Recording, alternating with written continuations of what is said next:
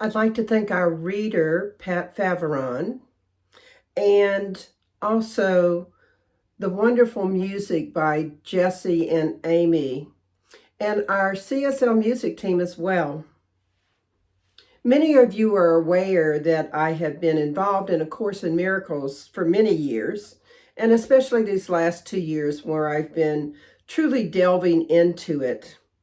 And a recent retreat actually inspired the theme of our Christmas series, As God Created Me. Learning how to truly live a life from a place of accepting our own divinity and embracing the Christ consciousness that is within each of us. Our first topic on this journey is In the Light, which is our title for today's message.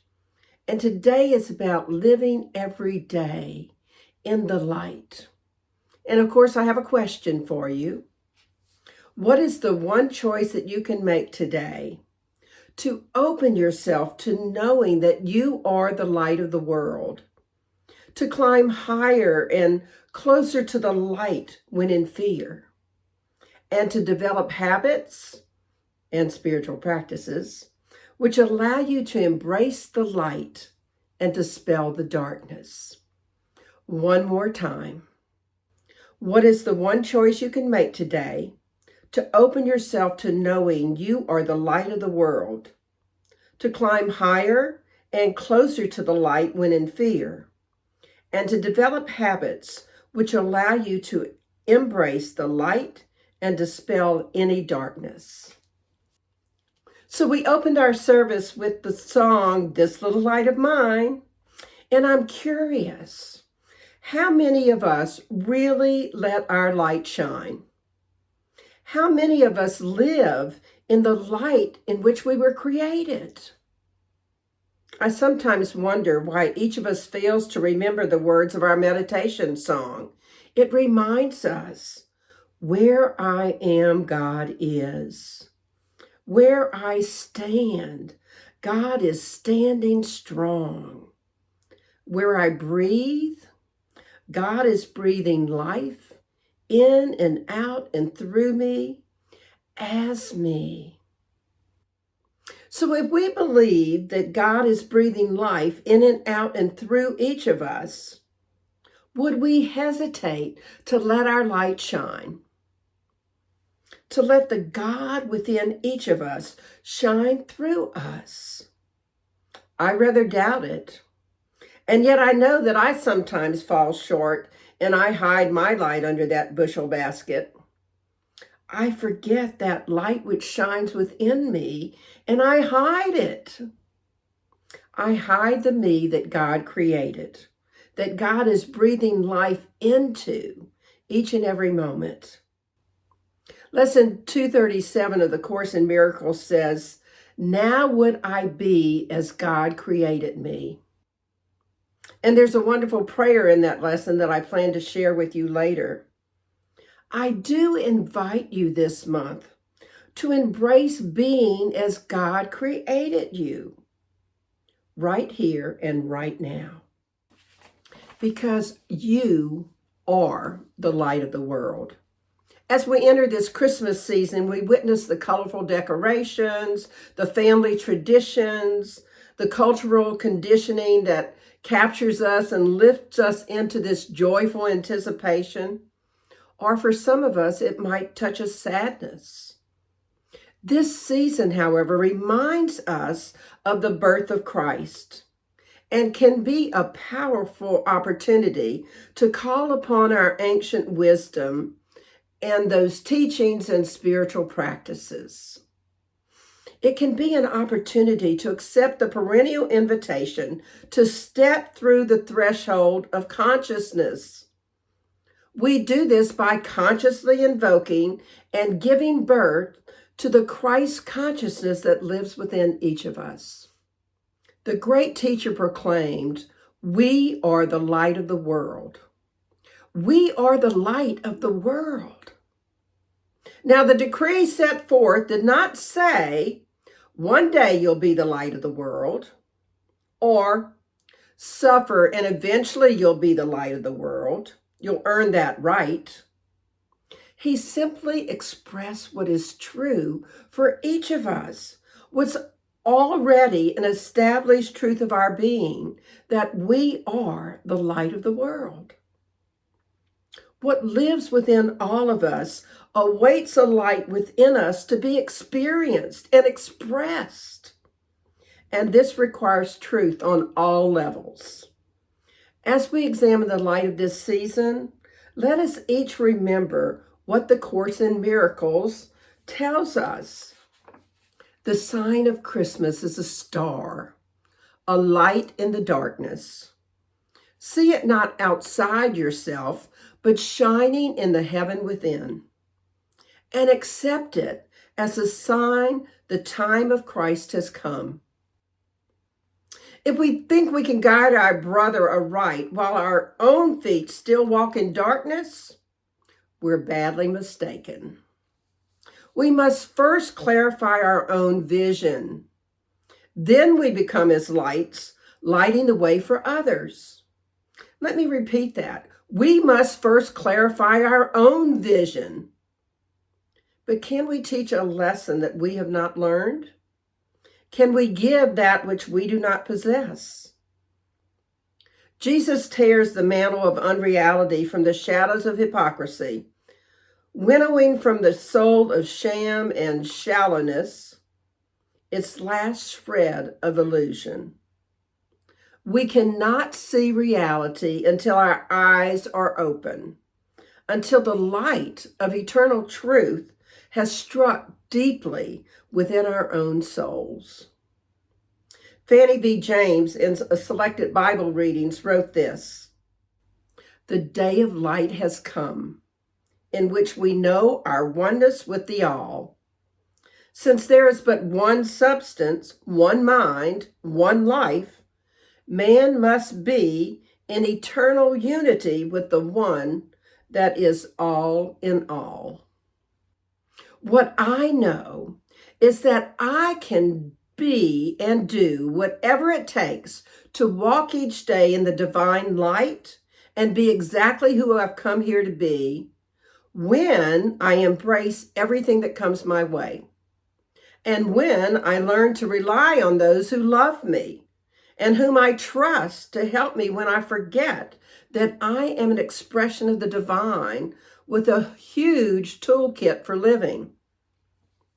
That prayer from lesson 237 of ACM reads like this: "Today I will accept the truth of myself. I will arise in glory and allow the light in me to shine upon the world throughout the day.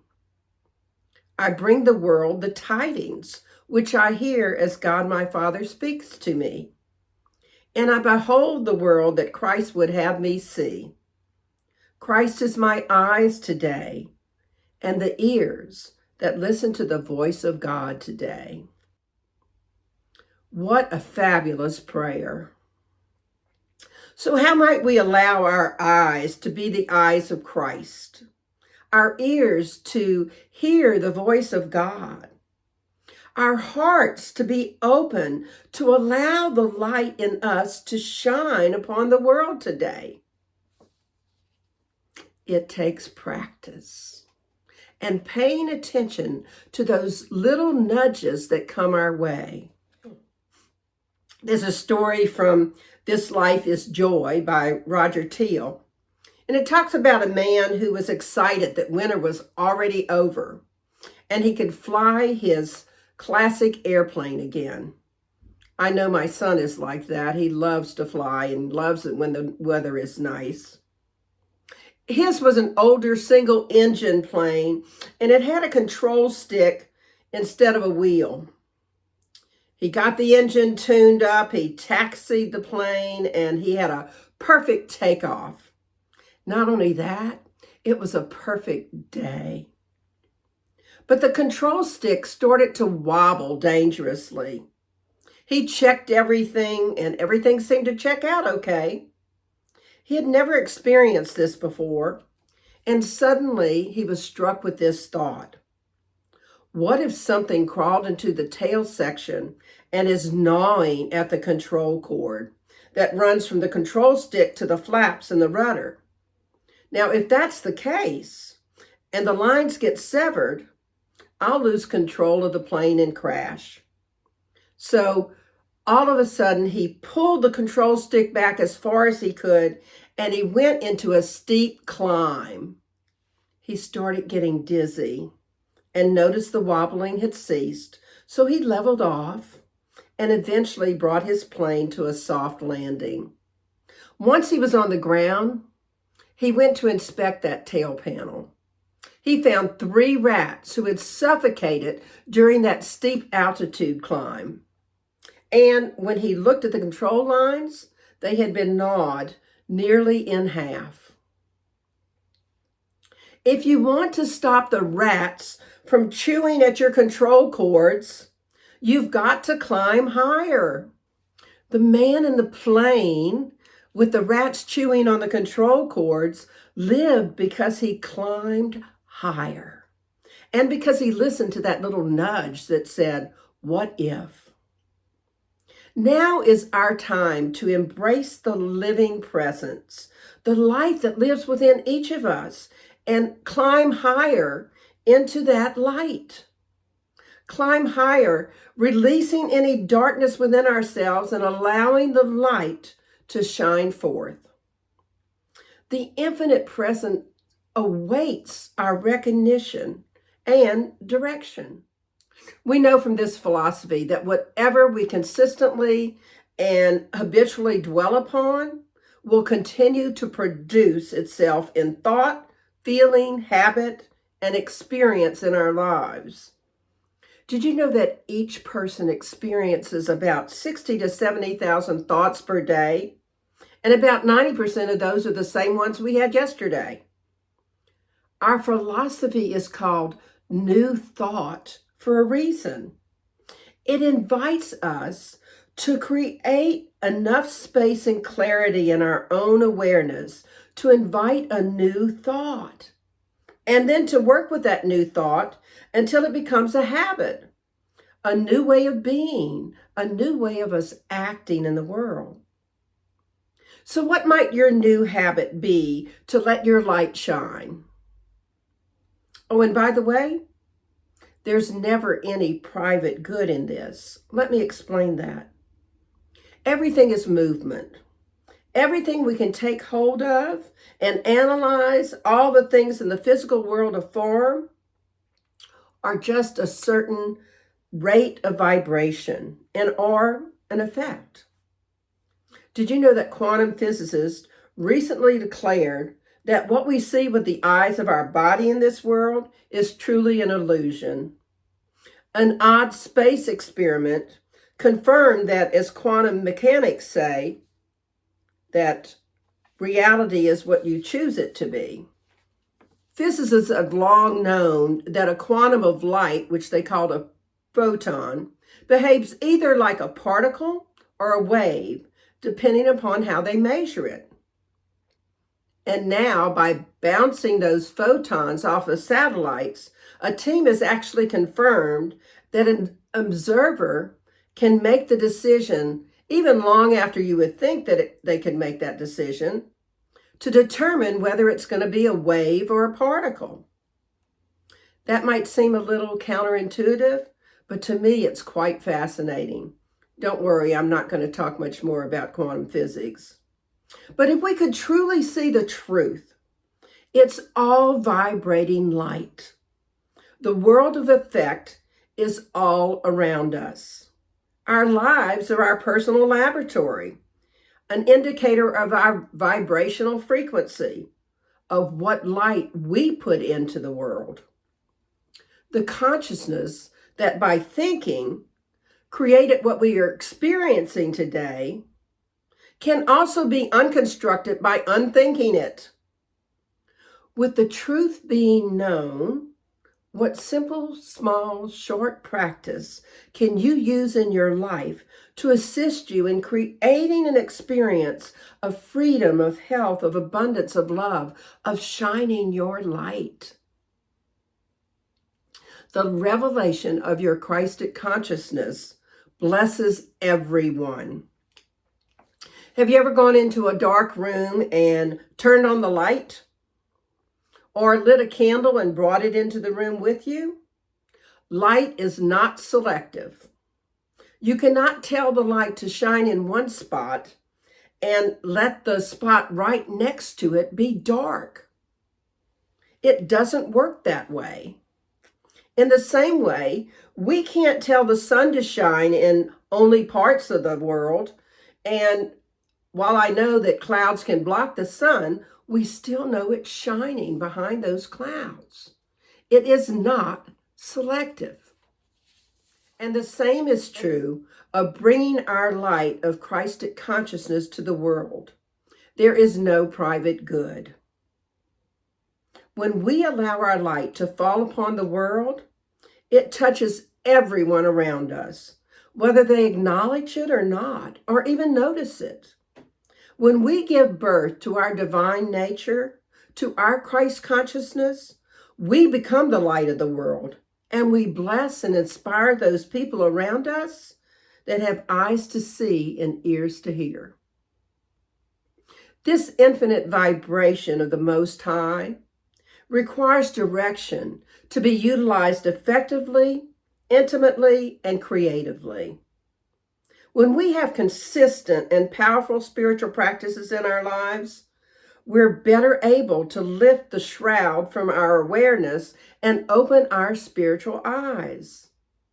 And if there's anything that chews on the cords of your life, it's ignored or unresolved conflict. By not forgiving, you're allowing those rats to chew your control cords. Resentment can keep us isolated, so it's best to forgive, and forgive quickly, so that you can return to that divine dwelling of grace. Fear and anxiety are better known as negative prayers, and they keep us from our true relationship with our indwelling divine light. So it's best that we quiet ourselves and drop down beneath our consciousness and analytical minds into the spaciousness of spirit. Through meditation or affirmations, or however you open up to the divine. When we live from our divinity, we are the light of the world. And in this season of light, we are as God created us, each of us, the light of the world. When we are grounded in the presence, we become a gift. Who we are and what we think matters. Our connection to the divine matters. So as we let the truth of spirit within dawn in our lives, we experience our real self, and our light shows up. In Science of Mind, Ernest Holmes said, "The truth known is demonstrated." So let each of us accept that we are as God created us, in the light, and climb higher into that truth so that we can indeed be in the light and light up our own world and the world of others whom we encounter.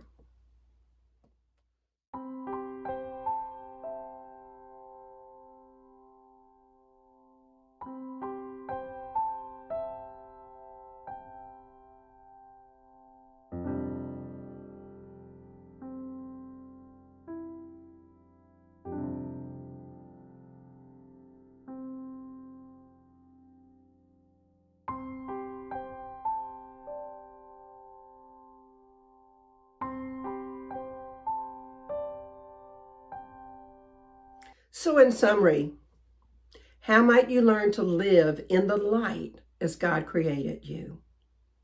Remember to shine your light. Be the light of the world. God is breathing life in and out of you in every moment. Let that light shine. Refuse to hide that you that God created. Climb higher and closer to the light that you are. Give birth to that Christ consciousness that is within you. And remember, we're all one. There's no private good. Become the living presence. We can determine how those photons behave, waves or particles, and we determine how we behave. So know the truth. All is vibrating light. And remember, you are the light of the world. So here's your affirmation for the week. How is it I so easily and willingly make the choice today to open myself to knowing that I am the light of the world, to climb higher and closer to the light when in fear, and to develop habits which allow me to embrace the light and dispel any darkness. So challenge yourself this week to live in the light. Observe yourself and just notice when you might be living in the darkness of unforgiveness or resentment or fear. And use your prayer practices to stay in the light. I always invite you to check in with yourself once or twice a day and just see how you're doing. And remind yourself when you check in that you are the light of the world. Let's pray. We just take a deep, nourishing breath. And we know the truth that God is love and light and glory and freedom and grace. And that we, as one with the divine, are all that God is. And what I know is this week we are paying more attention to living in the light. That each of us is determining what spiritual practices allow us to climb higher and higher into our divine selves. And to provide that way of being that shines light not only on ourselves, but on everyone that we encounter. I am so grateful to this community. I'm grateful for how we show up in the world. I'm grateful for the connections that we make and for the way that we live. And it's from that gratitude that I just release my words into the law of mind, spirit, and action, knowing the truth that right where we are, God is. And God has already called all of this good, already called it done. So I can just say amen. And we can affirm it together. And so it is. I want to thank everyone for their continued support through donations and request that you make an end of year special donation to our center.